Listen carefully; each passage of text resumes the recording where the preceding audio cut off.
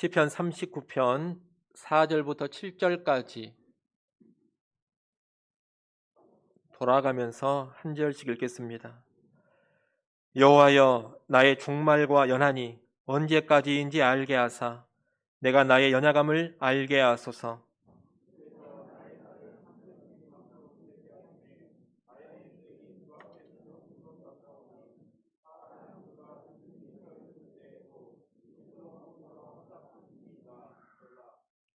진실로 각 사람은 그림자같이 다니고 헛된 일로 소란하며 재물을 쌓으나 누가 거둘는지 알지 못하나이다.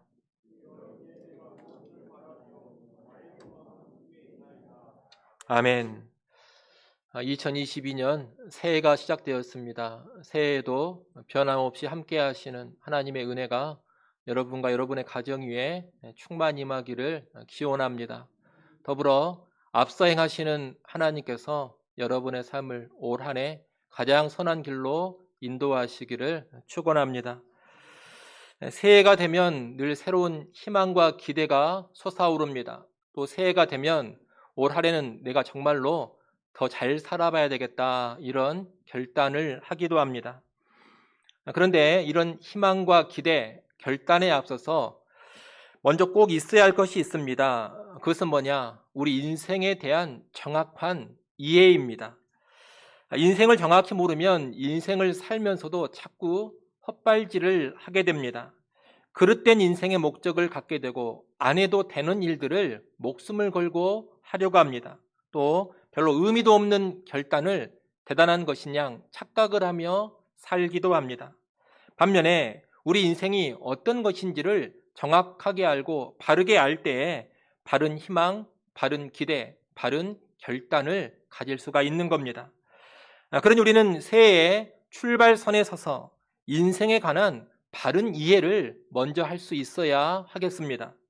오늘 본문은 다윗의 시 일부분인데 여기 보면 인생에 대한 하나님의 사람 다윗의 영적인 통찰이 잘 나와 있습니다. 오늘 본문에서 다윗은 먼저 인생에 관하여 두 가지를 진술합니다. 첫째는 우리 인생이 너무나도 짧다는 겁니다. 5절 상반절 말씀을 보십시오. 주께서 나의 날을 한 뼘 길이만큼 되게 하심에 나의 일생이 주 앞에는 없는 것 같사오니. 다윗은 내 인생의 날은 한 뼘 길이라 그럽니다. 이 한 뼘이라는 것은 20cm 정도 되는 길이입니다. 딱 그 정도 길이밖에 되지 않는 것이 우리네 인생이라는 겁니다. 연세 드신 우리 성도님들은 이 말을 정말로 공감하실 겁니다. 정말로 인생이 짧지 않습니까? 엊그제 청춘이었던 것 같은데 어느덧 60이 되고 70이 되고 80이 되었습니다. 정말로 순식간에 지나가 버리는 것이 인생입니다. 우리 청년들은 내가 40살이 된다 그러면 기겁을 할 겁니다. 이 40이라는 나이는 나에게 다가올 것 같지가 않습니다. 중년 그러면 끔찍합니다. 하지만 우리 청년들도 어느덧 40살이 되고 50살이 되고 60살이 될 겁니다. 다윗은 이 인생이 얼마나 짧은지 하나님 앞에서는 없는 것과 같다고 합니다. 영원하신 하나님 앞에 견줘보면 이 짧은 인생은 없는 것과 같다는 겁니다. 잠깐 있다 가버리는 것이 인생이고 금방 잊혀져 버리는 것이 인생입니다. 제 할머니가 100세에 돌아가셨습니다. 100세에 돌아가셨으니 상당히 오래 사신 겁니다. 저도 할머니와 한 집에서 상당 기간 같이 살았기 때문에 많은 삶을 함께 지냈지만 지금 머릿속에 남아있는 기억이 별로 없습니다. 할머니가 제 머릿속에서 잊혀지는 분이 되고 있는 겁니다. 100세를 사셨던 제 할머니가 제 아들과 딸에게는 증조 할머니가 되는데 제 아들, 딸은 어렸을 때 이 증조 할머니를 몇 번 뵌 적이 있습니다. 그런데 지금 제 아들과 딸이 이 증조 할머니를 기억이나 하겠습니까? 제 아들과 딸에게 증조 할머니는 사실 없는 분과 같습니다. 여러분도 그렇지 않습니까? 여러분 증조 할머니 알고 계신 분 계십니까? 고조 할아버지는 이름이나 아십니까? 내 직접적인 증조 할머니도 모릅니다. 직접적인 조상인 고조 할아버지 이름도 모르고 있습니다. 잠깐 살다 가셨고 이제 다 잊혀진 분들이 돼버린 겁니다. 그런데 이 사실이 나한테도 그대로 적용되지 않겠습니까? 100년 후에 누가 나를 기억하겠습니까? 100년 후에 내 자손들이 내 이름이나 알고 있을 것 같습니까? 기껏해야 내 손자, 손녀 정도까지만 나에 대한 희미한 기억이 남아있을 뿐이고 그 뒤로는 나라는 존재는 완전히 잊혀져 버립니다. 여러분, 그것이 인생입니다. 다윗은 4절에서 나의 종말과 연한이 언제까지인지 알게 하사 내가 나의 연약함을 알게 하소서라고 합니다. 내 인생이 얼마나 짧은지, 그리고 이렇게 짧은 인생을 사는 내가 얼마나 무기력하고 얼마나 연약한 인생인지를 알게 해달라는 간구입니다. 그런데 많은 사람들은 다윗이 알게 해달라고 한 이 진리를 모른 채 살아갑니다. 우리 인생이 얼마나 짧고 또 잠깐 살다가는 내 인생이 얼마나 무기력한지를 모른다는 겁니다. 오히려 천년 만년 살 것처럼 생각을 합니다. 자기가 대단한 줄 알고 최고인 줄 압니다. 다른 사람들이 다 자기를 기억하고 알아줄 줄로 착각을 합니다. 하지만 여러분, 아닙니다. 우리는 금방 늙고 금방 죽습니다. 아주 무기력합니다. 얼마 못 가 아무도 나를 기억하지 않을 겁니다. 너무나 짧아서 없는 것 같은 인생, 연약한 인생, 이것이 다윗이 통찰한 첫 번째 인생의 모습입니다. 둘째로 인생 가운데 하는 일들이 정말로 허무하다는 겁니다. 5절 하반절 말씀을 보십시오. 사람은 그가 든든히 서 있는 때에도 진실로 모두가 허사뿐이니이다. 여기 보면 든든히 서 있는 때라는 말이 나오는데 이 말은 전성기를 가리키는 말입니다. 인생을 살다 보면 화려한 전성기를 누릴 때가 있습니다. 나이 드신 분들은 왕년에 내가 이런 말들을 한 번쯤은 해보셨을 겁니다. 똑똑하든 능력이 좋았든 잘생겼든 예뻤든 지위가 높았든 힘이 좋았든 하다못해 잘 놀았든 하여튼 잘 나갔던 뭔가가 하나씩은 있습니다. 하지만 그 화려한 전성기도 허사뿐이라는 겁니다. 이 허사라는 말은 증기, 숨이라는 뜻입니다. 물을 끓이면 증기가 올라오지 않습니까? 그런데 잠깐 보이다 사라져버리는 것이 이 증기입니다. 증기가 올라오지만 1초도 못 있고 없어져 버립니다. 숨은 어떻습니까? 여러분, 숨 한번 내쉬어보십시오. 후 하고 내쉬면 이 내쉬어진 숨이 계속 돌아다닙니까? 내쉬는 순간 다 사라져버리는 것이 우리의 숨입니다. 그런데 인생의 전성기가 그와 같다는 겁니다. 증기와도 같고 숨과도 같은 것이 인생의 화려한 전성기라 이 말입니다. 성지순례를 가보면 고대의 큰 도시 유적들을 방문하곤 합니다. 그런데 그 도시에 가보면 폐허가 된 흔적들밖에 없습니다. 무너진 돌 기둥들, 여기저기 흩어져 있는 돌덩어리들밖에 보이지 않습니다. 그래서 이 도시들을 몇 군데 다녀보면 여기가 거기 같고 거기가 여기 같습니다. 똑같은 겁니다. 허연 돌들밖에 없으니 그게 다 같은 것으로 보인다는 겁니다. 여러분, 한때 큰 영광을 누리던 도시들입니다. 잘 나갔던 도시들입니다. 그런데 허무하게 다 사라져 버렸습니다. 무슨 특징도 남아있지를 않습니다. 도시만 그렇습니까? 위대한 제국들은 어떻습니까? 한때 온 세계를 주름잡았던 로마 제국 사라져 버리지 않았습니까? 바벨론 제국, 헬라 제국은 어떻습니까? 지금 어디 남아있기라도 합니까? 다 사라지지 않았습니까? 아무리 위대한 업적을 이루고 훌륭한 왕이 나타나서 최고의 전성기를 구가했다 하더라도 결국은 다 증기처럼 사라지고 숨결처럼 사라져 버렸습니다. 인간이 하는 일들이 다 이와 같습니다. 하물며 우리 개인의 똑똑함, 개인의 능력, 개인의 외모, 개인의 지위, 그런 것들은 말할 것도 없습니다. 70세만 되면 그런 것들은 거의 다 무너져 버리고 80세가 되면 저 사람이 왕년에 그 사람이 맞는가 이런 생각이 들 정도로 쇠약해져 버립니다. 이게 인생이라는 겁니다. 인생의 모든 일들이 이렇게 허무합니다. 6절 말씀도 보십시오. 6절 말씀은 우리 같이 한번 읽어보겠습니다. 6절 함께 읽습니다. 진실로 각 사람은 그림자같이 다니고 헛된 일로 소란하며 재물을 쌓으나 누가 거둘는지 알지 못하나이다. 아멘. 여기 보니 각 사람은 그림자같이 다닌다 그럽니다. 그림자같이 다닌다 이 말은 여기저기 돌아다니지만 실체가 없는 그림자처럼 다닌다 이런 뜻입니다. 사람들은 자기의 걸음, 자기의 행보를 의미 있게 생각하고 부지런히 돌아다닙니다. 하지만 그런 것이 다 부질없다 이런 뜻입니다. 여러분 생각해 보십시오. 여러분이 분주히 돌아다니는데 그것이 다른 사람들한테 얼마나 대단한 의미가 있겠습니까? 대부분의 사람들은 여러분에게 별로 관심이 없습니다. 수많은 사람들은 여러분에게 별로 의미가 없을 겁니다. 나는 내 주변에 겨우 몇 사람한테나 의미가 있는 것이지 이 땅 대다수 사람들에게 나라는 존재는 그림자와 같은 그런 존재라는 겁니다. 오늘도 예배를 마치시고 집으로 한번 쭉 걸어가 보십시오. 걸어가는 길에 수많은 사람들 만날 텐데 그 사람들 앞에 나는 어떤 존재와 같냐? 그림자 같은 존재라는 겁니다. 또 헛된 일로 소란하다고 합니다. 소란하다 이 말은 떠들썩하다, 으르렁거리다 이런 뜻입니다. 사람들이 떠들썩하게 일하고 으르렁거리면서 싸우는 그런 모습을 가리키는 겁니다. 그런데 뭘 가지고 그렇게 떠들썩하게 일하고 뭘 가지고 그렇게 으르렁거리며 싸우느냐? 뭘 가지고 그런다 합니까? 헛된 일로 그렇게 하고 있다는 겁니다.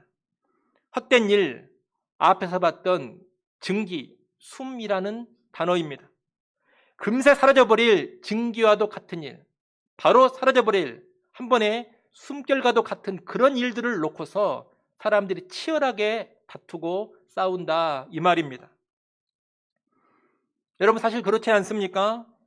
여러분 집안에서 벌어진 일들만 한번 생각해 보십시오. 으르렁거리며 서로 싸운 적이 있다면 대체 뭘 가지고 으르렁거리며 싸웠습니까? 뭐 대단한 일로 그렇게 싸웠습니까? 정말 하찮은 일들, 한 번에 숨길에 지나지 않는 일들, 그런 것 가지고 으르렁거리며 싸우지 않았습니까?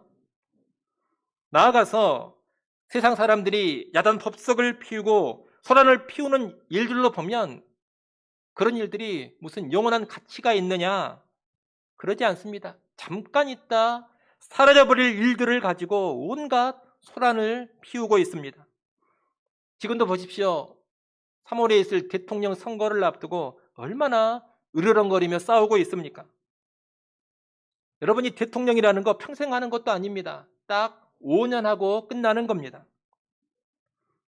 그것도 임기를 마치고 그 다음에 수치를 당하고 감옥에 들어간 경우가 대부분인 것이 우리나라 대통령입니다. 한 분은 임기를 제대로 마치지도 못하고 탄핵을 당했고 감옥까지 갔었습니다. 그런데 그 대통령 한번 해보겠다고 얼마나 으르렁대고 있습니까? 얼마나 소란을 피우고 있습니까?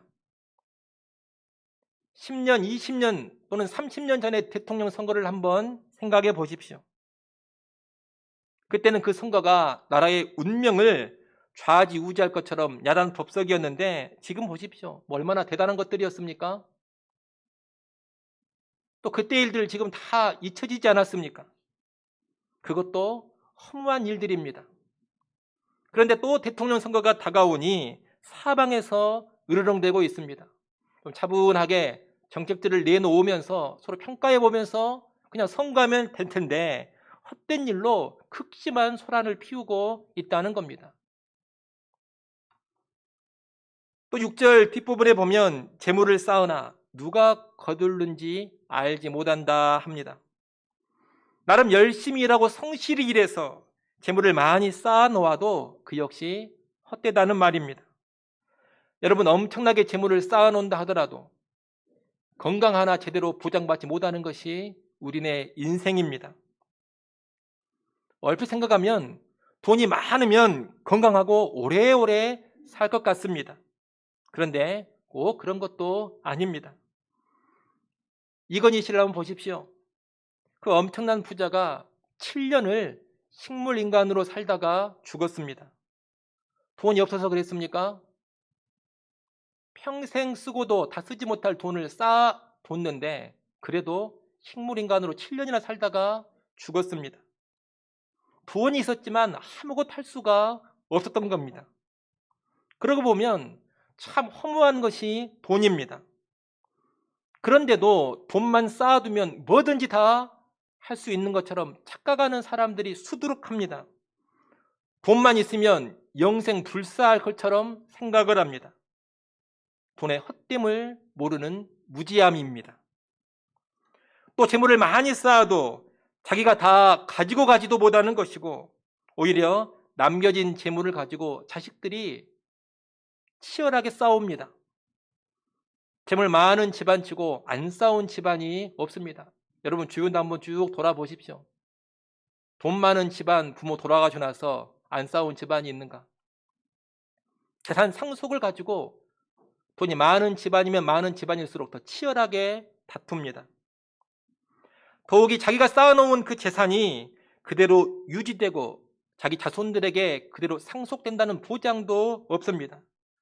한때 큰 부자였지만 몰락해버린 집안들이 수두룩합니다. 그 집안의 그 많던 재산이 다 어디로 가버렸는지도 모릅니다. 이런 것이 재물이라는 겁니다. 그런데 이런 재물 한번 잔뜩 모아보겠다고 기를 쓰고 달려들고 있으니 얼마나 어리석습니까? 다윗은 이것을 직시하면서 6절의 이야기를 하고 있는 겁니다. 여러분 결국 다윗이 인생에 관해서 하는 말이 뭡니까? 인생은 너무나 짧고 허무하다. 그리고 인생에 사는 모든 일들, 인생사도 너무나 허무한 것들이다. 이것입니다.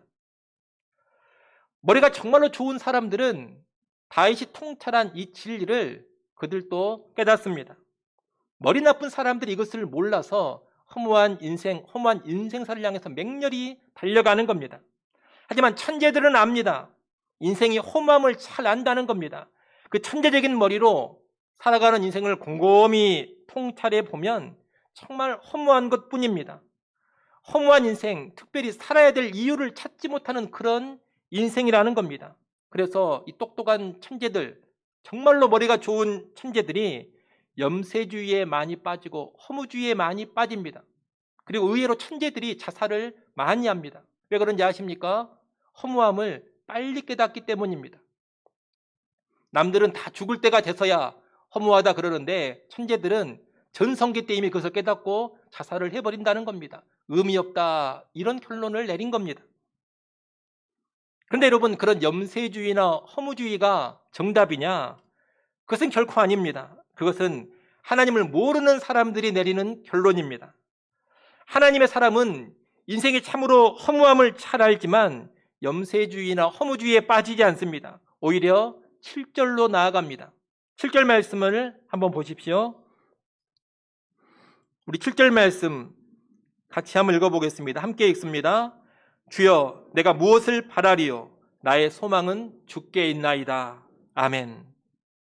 너무나 빨리 지나가는 인생, 열심히 살면서 그 무엇을 이루고 성취한다 하더라도 결국은 허무해지는 인생임을 알기에 지금 어떤 결론을 내리고 있는 겁니까? 지금 어떤 결단을 하는 겁니까? 의미 없는 인생이니 포기하고 살자, 차라리 자살해버리자, 이런 결론입니까? 이런 결단입니까? 아닙니다. 주여 내가 무엇을 바라리요? 나의 소망은 주께 있나이다.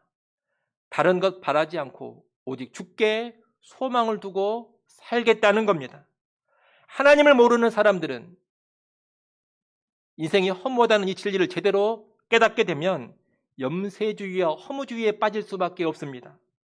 세상을 살아갈 의욕을 다 잃어버립니다. 그러나 하나님의 사람들은 인생이 허무하다는 이 진리를 깨닫고서 오직 주께 소망을 두는 삶으로 나아가는 겁니다.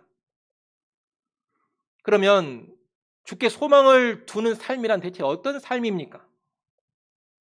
무엇이 주께 소망을 두고 살아가는 삶입니까?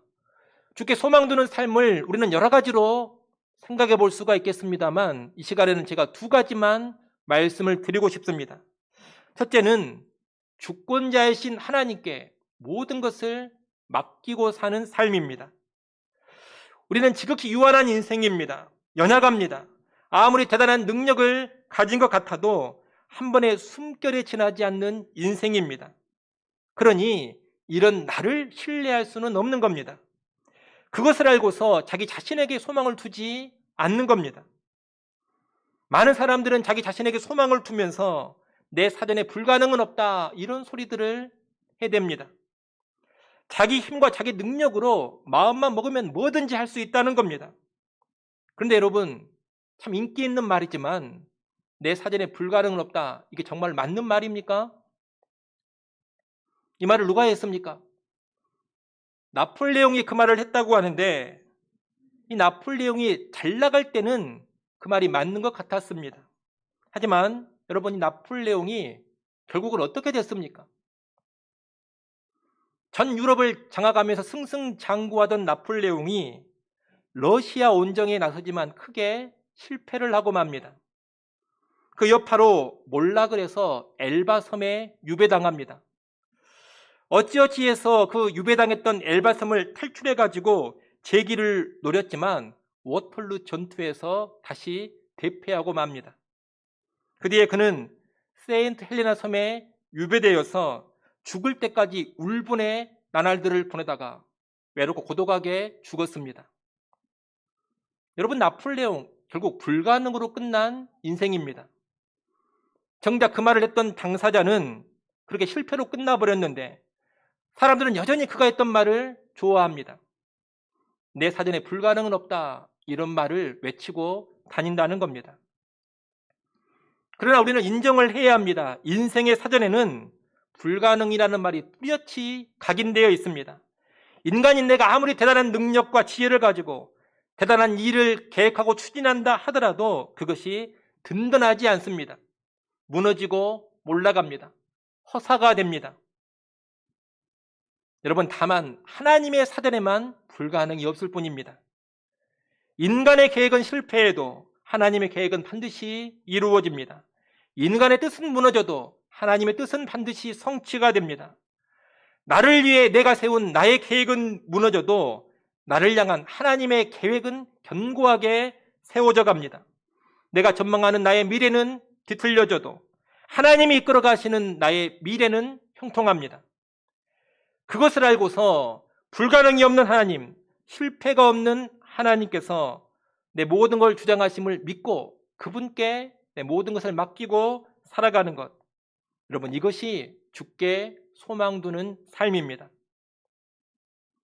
연약하고 유한한 나의 힘에 소망을 두지 않겠다. 연약한 나의 지혜에 소망을 두지 않겠다.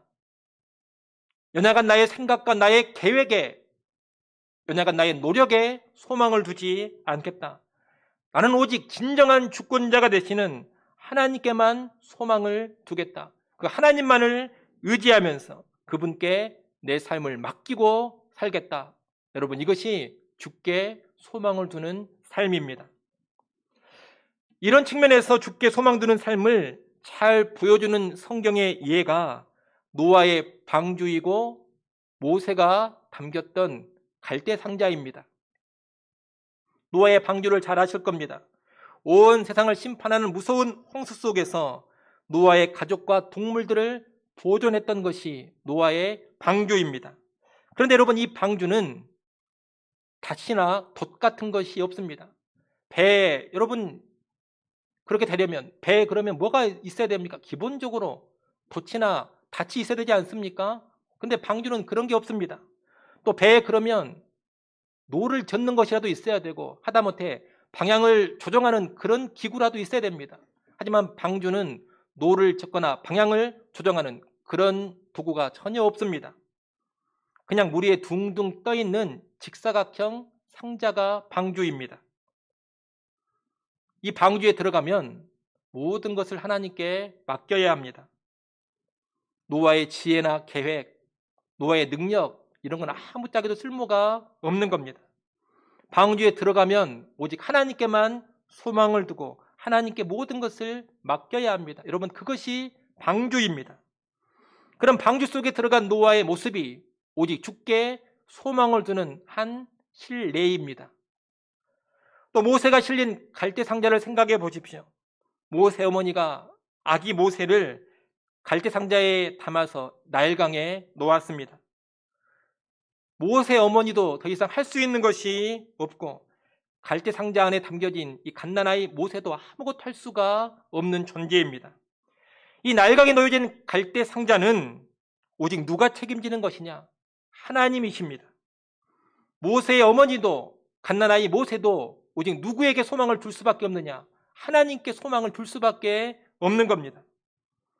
이렇게 갈대 상자 속에 모세를 넣어서 나일강에 놓아둔 모세 어머니의 모습, 갈대 상자 안에 담겨져 있는 갓난아이 모세의 모습이 오직 주께 소망을 두는 한 신뢰인 것입니다.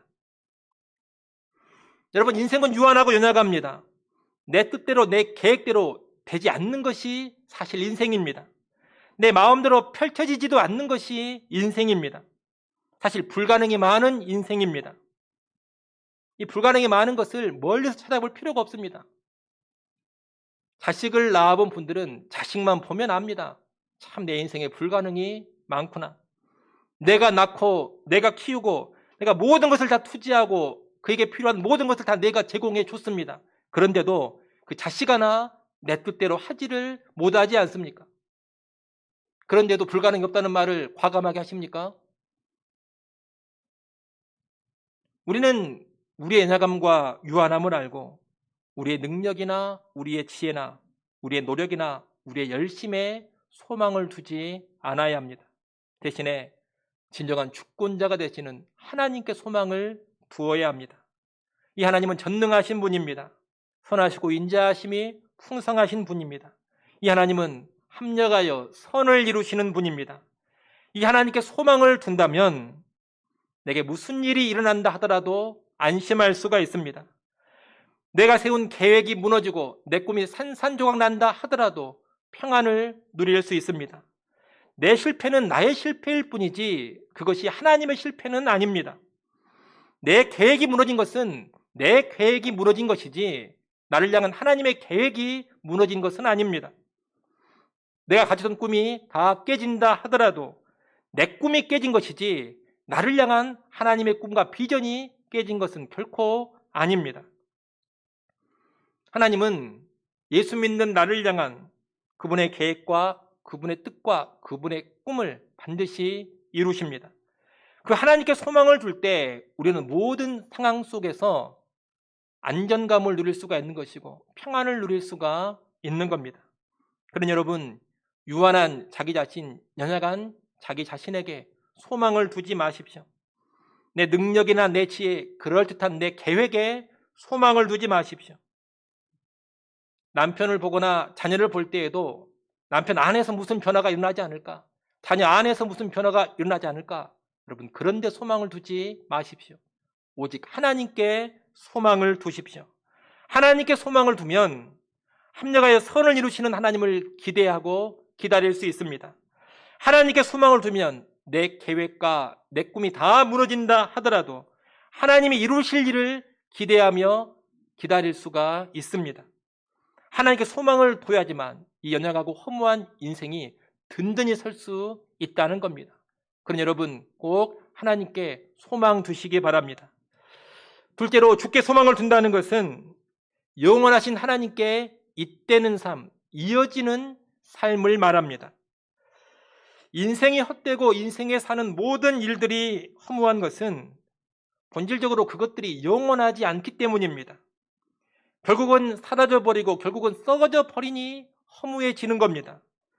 이것을 반대로 생각해 보면 인생에 썩어지지 않고 우리가 하는 일들이 사라지지 않는다면 허무해지지 않을 겁니다.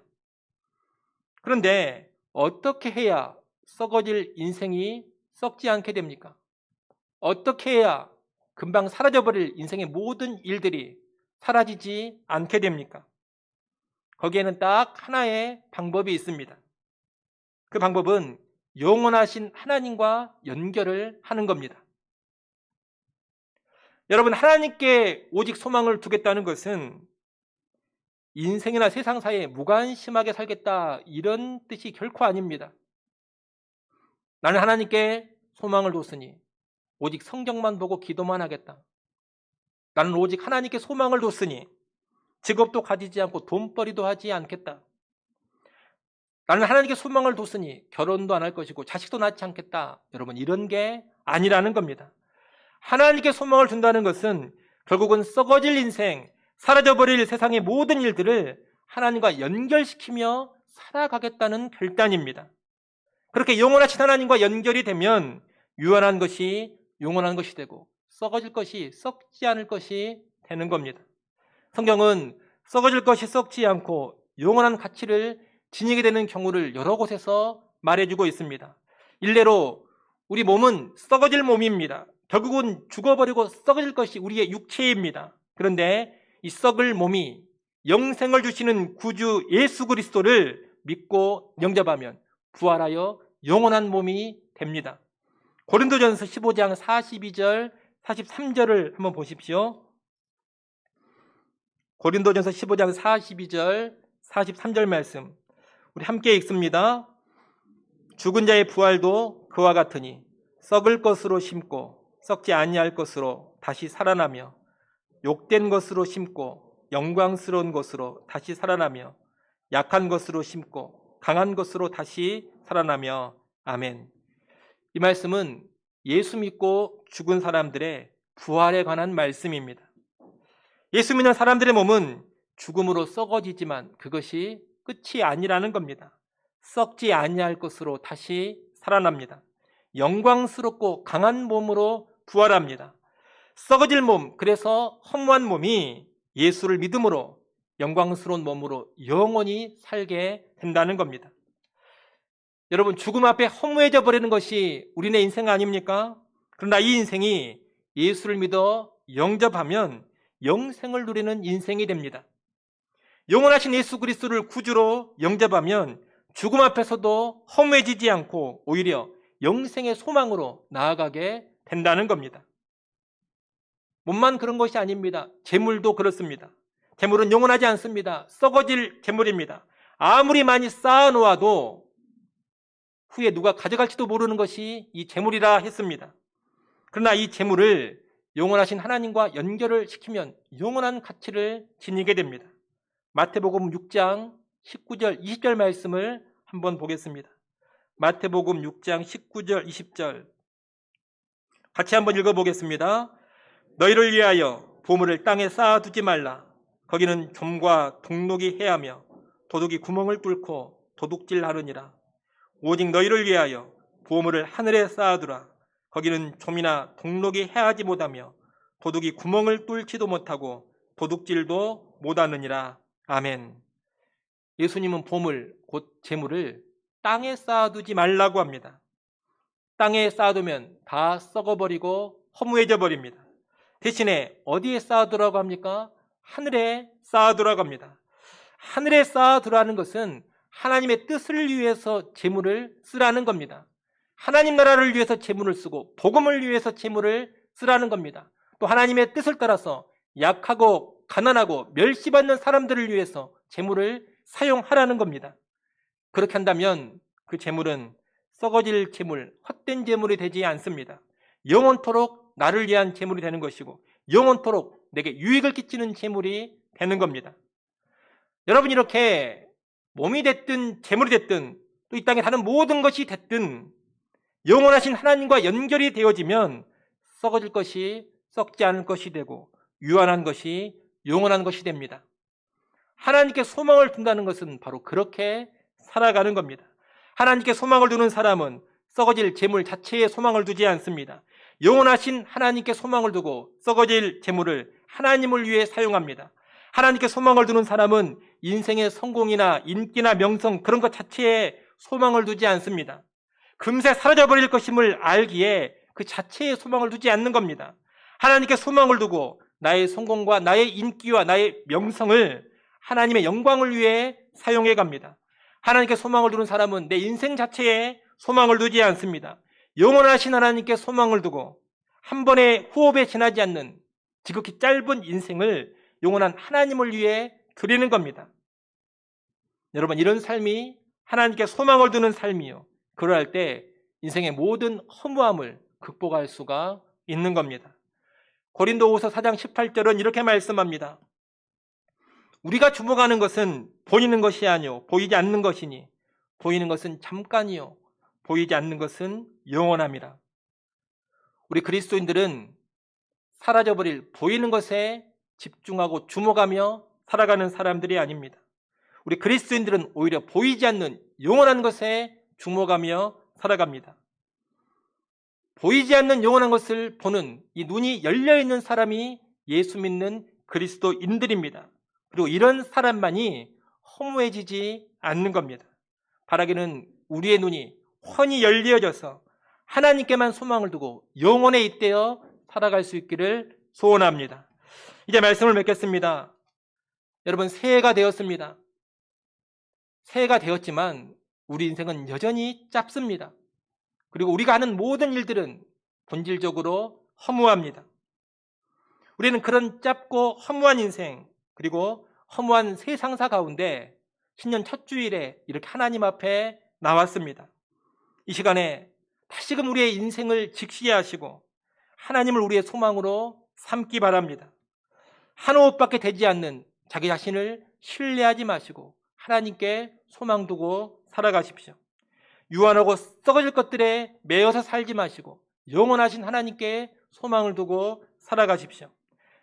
새롭게 시작하는 이 한 해의 출발선에서 주여 내가 무엇을 바라리요? 나의 소망은 주께 있나이다. 이런 고백, 이런 결단으로 살아가십시오. 그러할 때 올 한 해가 가장 의미 있는 한 해가 될 것이고 사실상 가장 복된 한 해가 될 것입니다. 그런 은혜 누릴 수 있기를 간절히 축원합니다. 기도하겠습니다. 하나님 아버지, 새해를 허락해 주셔서 감사합니다. 하나님이 허락하신 새해, 너무나도 짧은 우리 인생에 소망 두지 않게 하시고 허무한 세상사, 허무한 세상 것들에 소망 두지 않게 하여 주옵소서. 오직 하나님께 소망 두기 원합니다. 하나님께 소망을 두고 연약한 내가 아닌 하나님만을 의지하며 살게 하여 주옵소서. 하나님께 소망을 두고 영원하신 하나님께 잇대어 살게 하여 주옵소서. 그리하여 허무한 인생이 의미 있는 인생 되게 하시고 썩어질 일들이 영원한 가치를 지닌 일들 되게 하여 주옵소서. 예수님의 이름으로 기도드리옵나이다. 아멘.